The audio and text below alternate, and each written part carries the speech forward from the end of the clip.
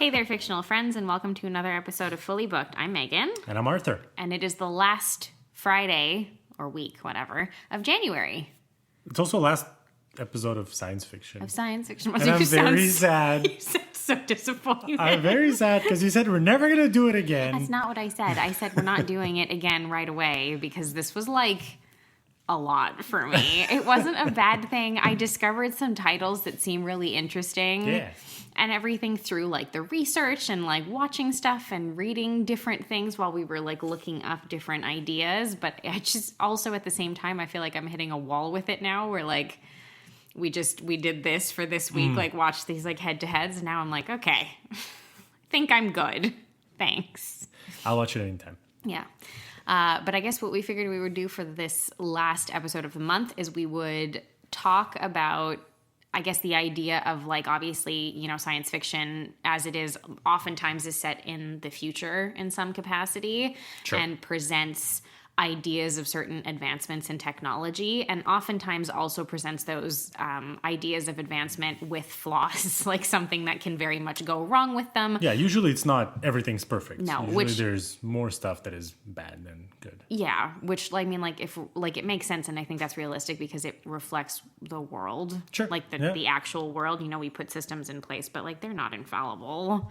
So, in doing so, that's it. We figured this week we would do kind of a head-to-head, which isn't something that we do on a regular basis, but we did. We decided to watch two different movies adapted from very classic science fiction works and talk about them a little bit in detail, just like kind of the ideas and principles behind them and stuff. So we're having an early 2000s throwback week apparently because both these movies came out in the early aughts. Oh, yeah, it's true, right? Yeah.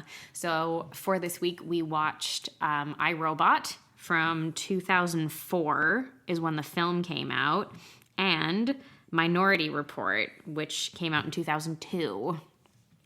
Both of them are like they're both completely different stories, but they do present an idea of like it's in the future and technology has advanced to XYZ point, and we have instilled either this particular type of like whatever technology that exists that's very commonplace now.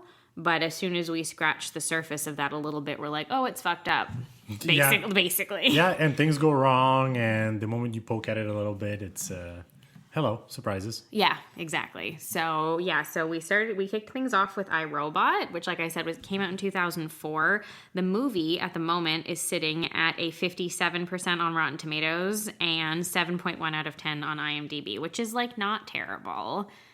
I don't know why 57% Rotten Tomatoes. Can you check it? What's the audience score? The audience score is 70%. Aha, that's why I never trust the critics score. This is one of those things I will say, like, is it like some sort of incredible piece of filmmaking? No, but it's like a semi-entertaining film. I didn't hate it. I haven't watched it in ages, but I remembered a lot of it. Like as we were watching the movie, I remembered a lot of it, and I was like, "This movie's not terrible." Like it's very early 2000s. It has that slick action movie vibe to it. You know that there were so many coming out around that time period that were doing very like similar sort of stylized filmmaking. And I feel like it's reflected in like what the movie is. And like, yes, I'm pretty sure that any negative response that it got was probably with regards to its source material and maybe the way that it was adapted to an extent. Exactly. Like, look, it's Isaac Asimov, classic sci-fi writer and everything. He had different ideas. Maybe it was written differently, whatever it is. But the movie still is... I find it was pretty good. It's an entertaining film. That's it. It has entertainment value. It is funny. Will Smith is at his, maybe not prime, but he was doing really well. In his kind of one of his like peak eras of like quippy action movie guy. Yeah, exactly. You know, like what he was legit. doing. Yeah, like what he was doing at that time, which was like a lot of those things. So, just as a quick background, iRobot itself is actually a collection of short stories that Asimov originally, apparently they were published individually in like magazines and things. How it used to be. Yeah, from 1940 to 1950, but all of those were collected collected and then published as one volume in 1950, which is why that's normally like its date of publication that's given. And basically, apparently all of the stories throughout the course of the collection are woven together by a like consistent like narrative. Makes sense. What is it, like a framing narrative around the story, basically, which is told from the perspective of a doctor named Susan Calvin, who's a character in iRobot. Yeah, true. And her relaying different stories to like a reporter. Oh, basically. Okay. That's interesting. Okay. In like different capacities and stuff. And so, that's it. They're apparently like the stories don't have to fit together, but they're all woven together by her character. And they share like multiple different themes of like, that's it, robots interacting with human beings and all of those sorts of things. And a lot of the principles that Asimov established when he was writing a lot of his works, right? So to do with like the laws. The three laws around robotics and things like that, and like all of those sorts of things. And that's it. Like, Susan Calvin's character is like a robo-psychologist, and she works for a company called USR or US Robotics and all that stuff. And all of these things, once you read that, I'm like, okay, all of this stuff comes up in that movie. Yeah, all of it. And it might not probe the surface that deeply, but like it's in the movie. Yeah. And like USR is in the movie, and she's a pretty major character in the movie. Yep. And she is a robotic psychologist in the movie, as far as I remember. She describes it in very complex words. That is words. what she says. Yes, but exactly. Yes. Yeah, she does. Like they do like that thing where it's like the scientist character doesn't speak like a human being, and you're like, no one would talk like this. Like they would explain themselves properly. Scientists don't only speak in science languages when they're explaining what they're doing. That's exactly, especially stupid. if you're talking to a detective who has no idea what the hell you're talking about. Yeah, exactly. Let's say you're not talking to someone in the same field, you will automatically not do that. Basic overview, I guess, of like the overall or the overarching plot of iRobot is it follows a detective played by Will Smith who is investigating the alleged and apparent suicide of a robotics engineer, I guess. Yeah, he was like the chief engineer in USR. Of USR, that's it, who appears to have died by suicide after having jumped through his office window into the lobby of the building, basically, because of course it's a bazillion stories up. And as he investigates the case, it turns out, of course, that wasn't the case, and that there's a tie-in with regards to the robots and the AI, essentially, that this engineer invented, whatever USR's role in it and what they really want to do with these robots. And at the center of it is the professor's own robot that he designed basically just for himself, essentially. And it posits the idea of, this AI, this robot having free will because he created it in a different way. Yeah, in a sense. So like, if we want to go a bit deeper, basically the way that they explained it is that in any robot, despite the fact that you program it in whatever way it's supposed to act and everything, there will be random pieces of code. There will be random bits of information that might not follow the guiding principles. It might be stored somewhere, and then that forms some kind of thought pattern or information pattern, ideas, and if you get enough of those, it might start changing their behavior. And he was positing that maybe this is where the soul comes from. Yeah. And the whole thing with Sonny, who's that special robot that the main doctor created there, he has the 3 laws embedded in him to not harm humans, but he also has essentially free will. Yeah.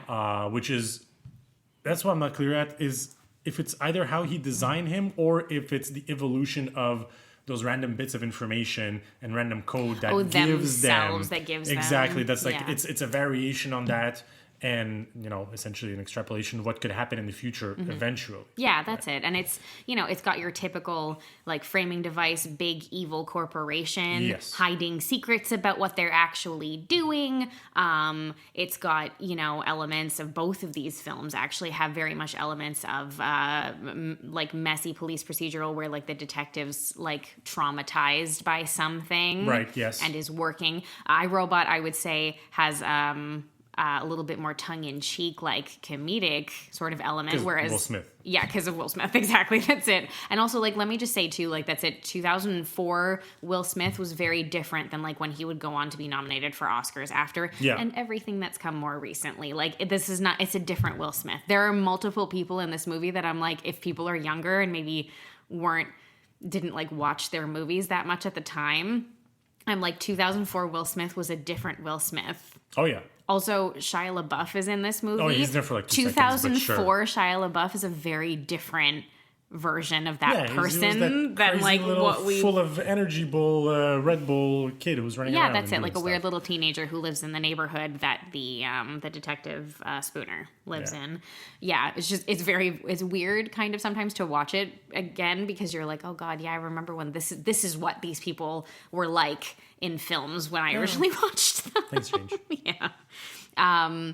So, I mean, like, the movie, like, overall, I would say that's it. So, apparently, the movie basically received, like, mixed reviews from critics because they were praising, like the visual effects, which I will say hold up pretty well. Apparently, that year it was nominated for Best Visual Effects at the Oscars. I can see that. It didn't win, but it was nominated in that category. Those robots were legit, especially Sunny. They looked pretty good. Yeah. Like, and, like, we just rewatched it, and I was like, 20 years later. It kind of still stands. Like, it looks pretty good. Yeah, it's very rare that you see a shot that you're like, oh, that looked weird. Like, it was, like, overall, it was pretty good. Apparently, it was produced with a budget of $120 million, and the film grossed $346 million worldwide. That's pretty good. That's very good. 3x. Yeah, that's it. Yeah, it was 100% a box office success, no question whatsoever. That's it. Basically, the praise was for the visual effects and the acting overall, but there was criticism for the plot. And again, I think that comes back to like people who perhaps wanted to see maybe like a deeper story to a degree that was presented, but at the same time, also I'm thinking of like what audiences wanted in like the early 2000s, and I'm like, I don't know, man. Yeah. I don't think that would have been. Who cares what the critics say? People want something, they got it entertaining, funny, and also you're not going to get some kind of deep value movie with the cast that you not at all. I mean, like, look, whatever. Also the like the studio, I'm sure it was laughing all the way to the bank. They made $346 million, which is more than enough of a return on their investment, I'm sure. So, anyway, whatever. But I will say that's it. Like, it wasn't bad. That's it. It posits the idea that, like, the sort of the ideas like, and like the AI thing is something that we're seeing a lot of now. So I guess it was kind of funny to look at something from 20 years ago that was already doing it, where it's like, cause, all these robots, what are they, NS5s or the new version that they're releasing, like the new like beta versions that they have, they're releasing to the public essentially, that they had been testing allegedly, and now they're fine.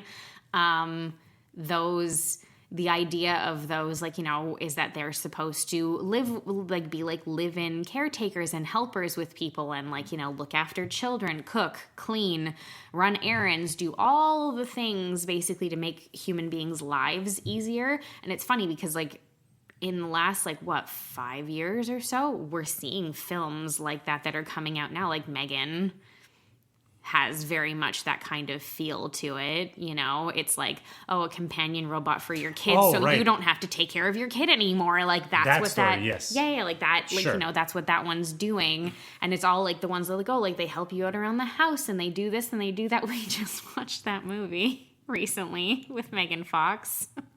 Oh, God, Subservient, yes. Which again, also technically those AIs, those robots, they're supposed to just take care of everything around the house as well. They're like a built-in housekeeper, babysitter, nanny, whatever. If we had one now, that's what it would be doing. That's what they would be doing, right? Yeah, that's it, exactly. So it's funny to watch something from, 20 years ago that was already like, yes, this is where we're headed. And I feel like we keep doing that. We keep going back to, like, one day people will have robots in their house that will do everything for them. No, that makes sense. I mean, like, people have smart homes and stuff now, and we have robot vacuums and mops and stuff. So we're on our way. We just haven't quite crossed that threshold of making them look humanoid because it's weird. Well, no, the Tesla robot from Elon Musk. Is that what it looks like?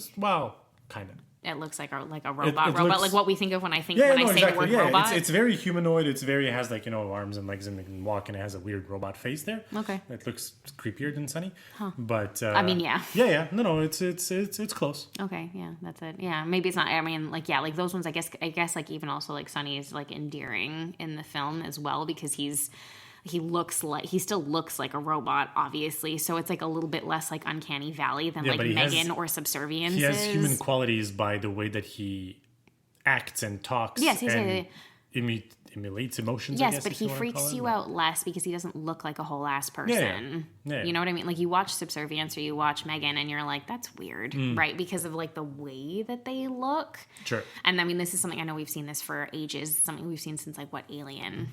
like Alien has an android, Android right? That's a guy, literally. So I don't know. It's weird. Anyway, I don't know. I didn't hate it. It wasn't bad. Well, the main point of it that we need to explore is the whole AI taking over, right? Because what we find out at the end is that it's not an evil corporation that was trying to do crazy stuff. Yeah. They were actually trying to do good things, or at least they were trying to do what they were expecting the robot to do. But it's the AI system that decided that in order to help the human race, it needs to kill the human race or at least enslave part of the population so that it can keep itself at bay. And because there's an AI system that essentially helps to run the entirety of U.S. robotics. And it's called Vicky. And it's Vicky that technically caused like all of this stuff in the first place and is using the new generation of robots to take over the population or take over the world, basically. Yeah, exactly. So it's an AI that has gone rogue. Yes. And it's doing what it thinks is best, which is usually the case for anything AI related movies. Yeah, 2001: A Space Odyssey does that. That's what I'm saying. Most of them, because this is kind of like the extrapolation of where you can take artificial intelligence into, even at the base of what we have now with like ChatGPT and whatever it is that at the extreme end of it is that it will realize that my sole purpose and job is to help the human race.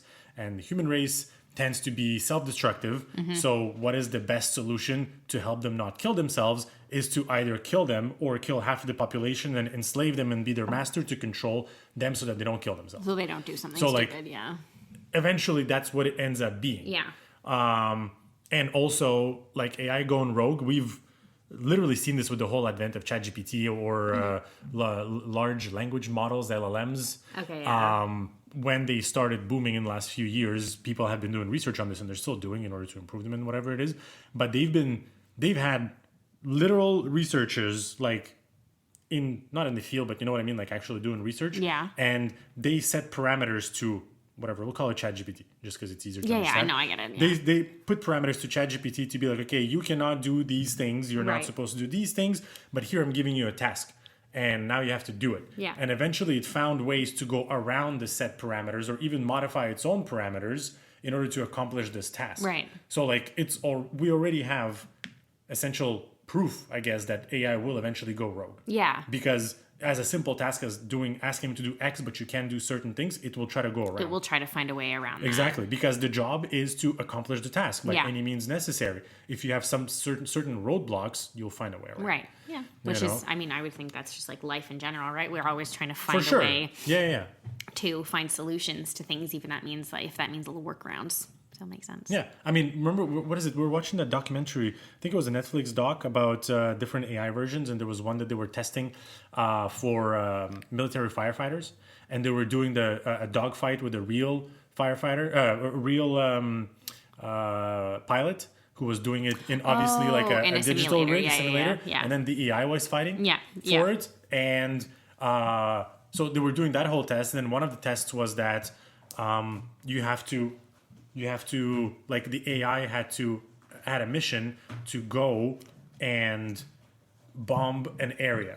Right. But there were children in that area. Mm-hmm. And then the tower was telling the AI, you cannot go and bomb this area because there's children. But the mission was still to destroy that area. So what did the AI do in the simulation? It went, bombed the tower that was telling him you can't do it, and then went and bombed that area. Right. So like already it finds a way, and like we see this in practice. Oh yes, that was the one about like robots in the military exactly. and like AI in the military. Yeah, that scared the shit out of me. It was so scary. Wild. And this is like it's happening now. Yeah, that was terrifying. I really hated that. We watched it and I was like, it's not great.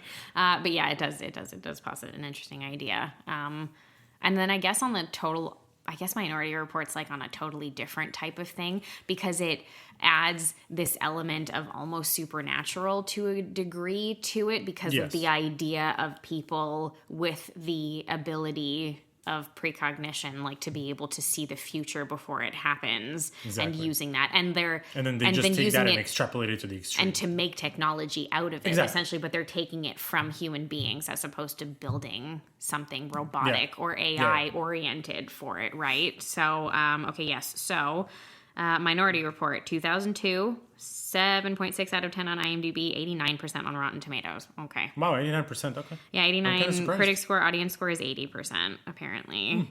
I mean, okay, I guess. I don't know. Whatever. It was fine. Minority Report was actually published in 1956. It's a novella. Oh, wow. That's a long time ago. By Philip K. Dick. Of course. Who, again, very famous science fiction author. Wrote Do Androids Dream of Electric Sheep, which was adapted into Blade Runner. Et cetera, et cetera. He's got like a good few of them. I know Do Androids Dream of Electric Sheep, which I believe was also, that was like a compilation of short stories, if I'm not mistaken, as well. There's like a TV series that's been made out of that, all kinds of things. So Minority Report was published originally in 1956.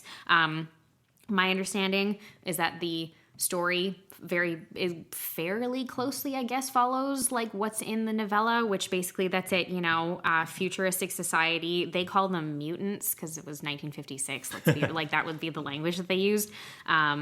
Who they foresee crimes before they occur. These three people, they're plugged into this giant machine. They're called precogs, which, is because they have precognition. And they allow this particular division of the police, which has called itself pre-crime, to be able to view crimes before they're being committed, specifically murder, and arrest people prior to that crime being committed, essentially. Yeah.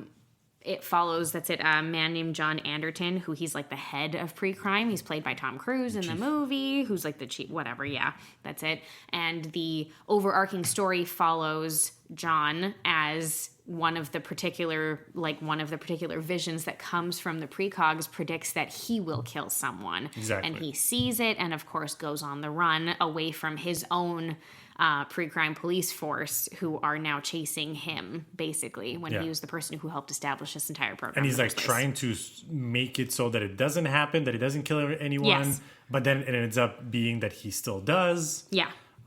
So it's a whole thing about him trying to avoid the future. Yeah.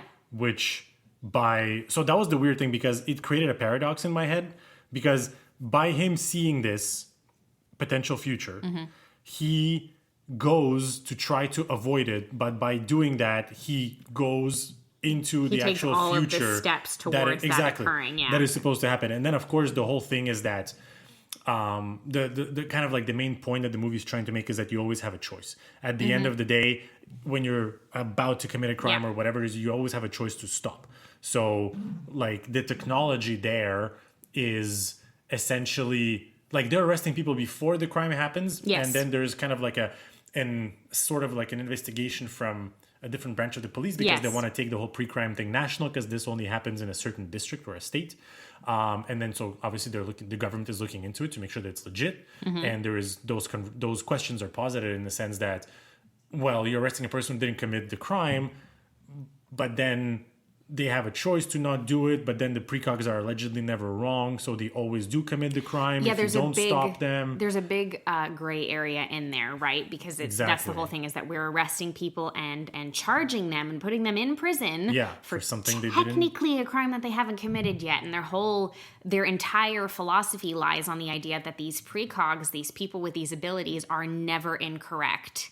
But there are, again, this story points out that there are ways of kind of cheating that system. Well, cheating it is making a different choice. Yes, making a different choice, but there also are ways of cheating it, and that's what we see with one of the murders that brings us to like the climax. Yes, you know what I mean? Right. Like, that's it, because there's an aspect of that that's very kind of unexpected for the characters and stuff, and there's like a little like loop around kind of it's a little bit convoluted, but yes. Yeah. There's technically a way. So apparently the movie was like optioned like 10 years before it was made. Oh, wow. And it was supposed to be used as a sequel to another adaptation of Philip K. Dick's Total Recall. Oh, yeah. okay. And apparently Arnold Schwarzenegger was originally supposed to reprise as like the lead character. That would make sense. Right? And in the 90s, that would have been... Yeah, it would have been Arnold Schwarzenegger. Yeah. Anyway, whatever. The production company went bankrupt and all that kind of crap. So and it was stuck in development hell. Yeah, so it got stuck for years and years and years. And then apparently in late 1997,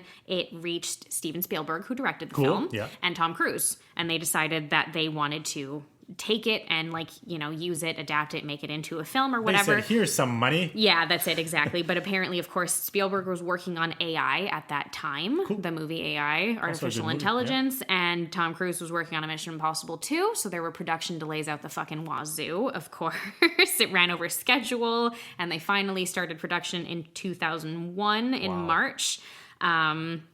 This one, again, also incredibly successful at the box office. Production budget was $102 million, and it grossed $358 million worldwide. Still very good. Again, that's it. It was nominated for sound editing and stuff at the Oscars, whatever, blah, blah, blah, blah, blah. There's also a TV series from 2015 with 10 episodes, apparently. That was also like an adaptation of the story as well. That I don't know if it follows. Apparently there's a tie-in video game and a single season TV series that would like follow later on, but I don't know if they kind of rehashed the same story or not. So that's it. So this one's actually, that's true, I didn't mention, but iRobot was set in 2035, which made me tee-hee about like how far advanced the robots were. The people. Because we're like, yes, 10 years from now. Yeah, and they're very positive advancements in the world that they think are going to happen. In 10 years? I doubt it somehow. Anyway. No, we can barely get rid of gasoline cars in 10 years. Yeah, that's it, exactly. God, we won't even have enough electric cars on the road in 10 years. Whereas Minority Report is set in 2054. That makes more sense. So it gives a little bit more. And also, it's slightly newer in the sense that, like, they talk about the program, like the pre-crime program has existed for only 6 years at the time that it's set at. So I was like, oh, okay. So, like, they didn't discover this, like, 30 years ago or whatever. 6 years? No, but also Minority Report, like, if you think about the tech that is in the movie, it's kind of low tech compared to the future. To a degree. You know what I mean? Yeah. Like, no, I get what you mean. There's nothing really special. They have some kind of computers you can control with hands. You can basically do this now. Yeah. VR. Yeah. Nothing complicated. They have weird prisons. Whatever. They have some. Yeah. The prisons are horrible. Yeah, they have some strange drugs and like medical procedures you can do. But again, it was nothing crazy advanced or special. No, it's got like that. It's not high sci-fi. No, here. It has that grimy Philip K. Dick vibe that like Blade Runner has in a way where everything's dark and gray and except metal. This one is extremely overexposed and it's too bright. Oh my god. Was that like a thing we were doing at the time? There are like some really specific films that I remember from like a 10 to 12 year period around this time that had the same thing. There was that movie with Tom Cruise. Yeah. Vanilla Sky? Oh, the one with Penelope Cruz? Yes. Also super overexposed. It's just brightness in your face. That's a weird movie. I like that movie. I think I've only seen it once and I was pretty young, so I was like, I don't get it. Yeah, that was a weird one. That's a strange one. Not like freak you out in the same way that like Eyes Wide Shut does. No. But like weird. Yeah. Very bizarre. Yeah. Watch, oh my God, if we do like a Scream marathon again at some point and we watch Scream 4, that entire movie, every daytime scene is so overexposed. I couldn't figure out what was going on the first time I watched it. I was like, what does this movie look like They forgot to remove a filter. They really did. I don't know what was going on. But yeah, it was weird. So of course, that's it. That's basically what the overarching idea is as well, right? Is sort of like the moral and ethical question of like, should we be, and these are questions that are asked by the characters. Yes. Colin Farrell plays a character in the film who is an investigator who has come in to look at the program and like the pre-crime program and poke holes in it and like ask the questions of like, are we really doing the right thing? Because these people have not committed these crimes yet.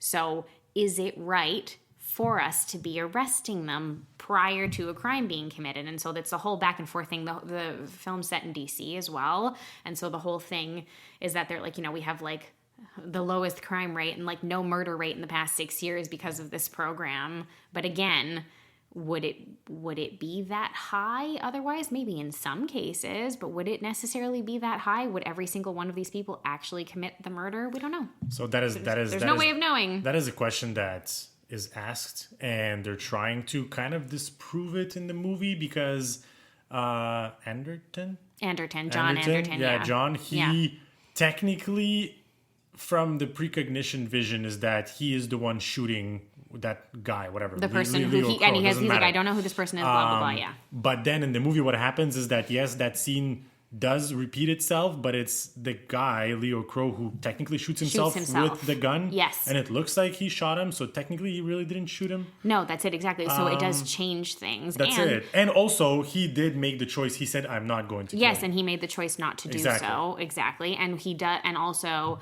one of the one of the main points that comes up is that the man who created, or co-created, I should say, this pre-crime program, played by Max von Sydow, he uses how much he's like aware of how like the precogs sort of abilities work in order to screw the system over, because he knows that the precogs, again, that's maybe a bit of a bug in the system for them, right? They have this tendency when the crimes are very violent, they will have like echoes that they call them, where they see the crime over and over again. It's repeated, and so it's repeated like on the screens where they project everything. And so technicians who are watching that will just be like, it's an echo, because look, that's the exact same crime that we've already seen happened, from them. So they dismiss it. So he uses that in order to actually murder someone in the same manner after they've already been quote unquote saved from their original killer. He uses that as a motive, as a way, I should say, of getting away with murder for a period of time. Keep that in mind. Don't murder people. You're not going to get away with it forever. Anyway, you always get caught eventually. But he uses that. So again, it's like pointing out like flaws in that system. Yeah, basically. Exactly. That it's not perfect. No. But yeah, so like the main, so that's the thing. The movie kind of dipped its toe into the religious aspect of things, sort of a little bit. Yeah, because of like the way that the precogs are treated by some people, the names that they used for some things, like what don't they call the room that they're in, the temple or something? Yeah, the temple, and the main guy or the people who work with them, they're the messiahs, I think, or something like that. Yeah, like that's it. It's just something that seems to really create like a god complex. But also, it's not just that, because that's like minor. It's the whole overarching thing of the movie is that is your future preconceived, or can you change it? So it's basically positing the question of and what's the word that I'm looking for? Not faith, but what are you thinking of right now?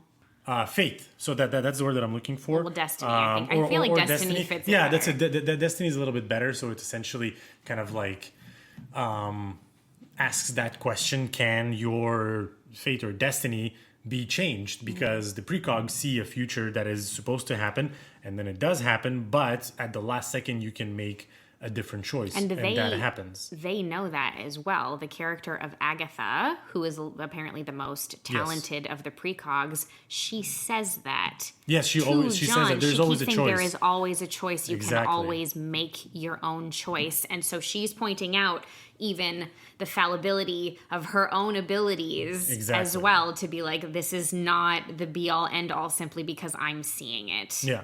Exactly. So it was a very interesting movie, a little bit different. I did like the religious undertone of it, because it just puts it in a kind of a different frame. Kind of. I was surprised at like the other elements that were like less hard science fiction-y, or specifically science fiction-y, in comparison to what the story looks like and what the film looks like. Because the core of it is supernatural elements that are empowered by a sci-fi setting. Yeah. Really. Do you want to be in the episode? Is that the problem? He's yawning. He doesn't.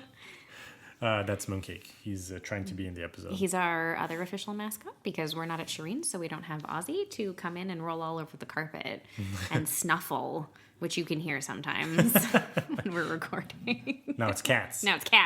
Yeah, he's horrible when we're recording. I don't know why. He always has to come into the room. He has to meow. He has to climb on the table that we're at. It's ridiculous. He wants to be part of it. It's always when it's like always when you're on a video call that they walk in front of you. Of course. Every other time of the day, they ignore the fact that you exist.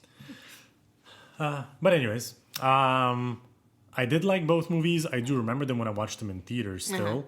They were a lot of fun, very different from each other. Yeah, definitely. But still a good way to round up sci-fi. Yeah. We didn't even jump into horror sci-fi, which is like my favorite genre. There's a couple movies we watched like this that would be great. Yeah, I guess that's true. I'm actually trying to think about which ones are like based on books. I don't know. Oh, that one I don't know, but I just remember that horror sci-fi movie of the one in space, Hell in Space. Hell in Space. What the? Event Horizon. Oh, I with know. the guy from Jurassic Park. I've never seen that movie. Oh, we watched it. I haven't watched it with you. No. You wanted me to watch it forever, but I haven't watched it. Anyways.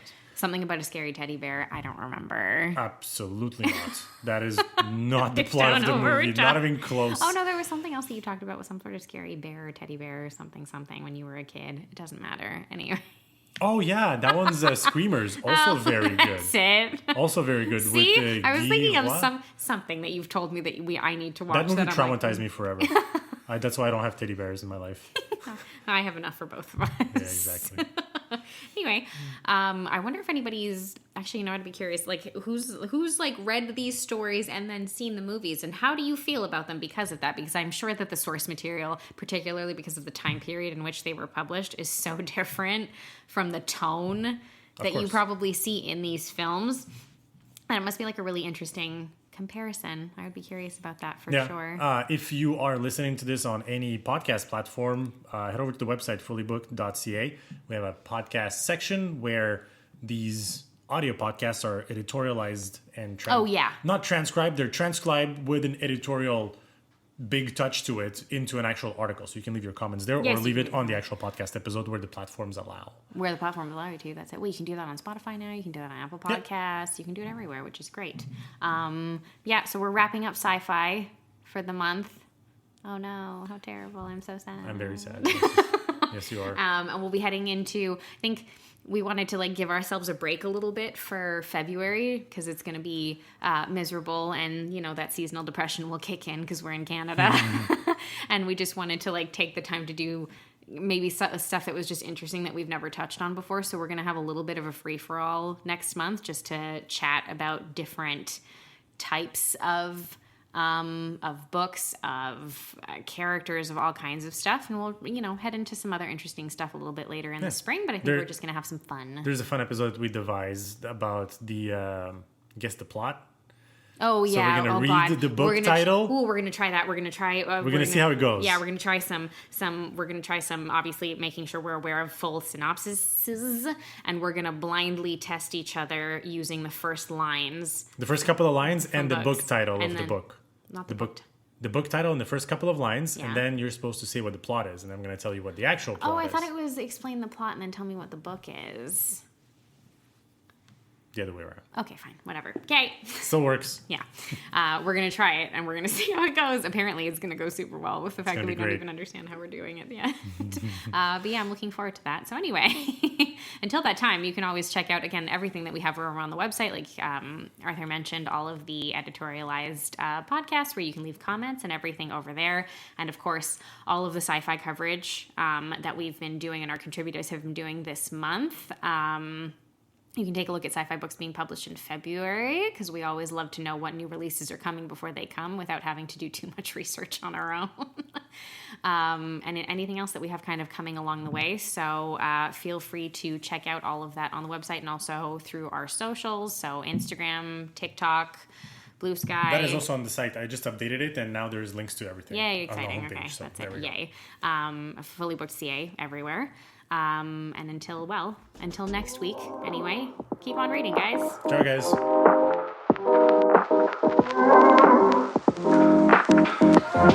guys.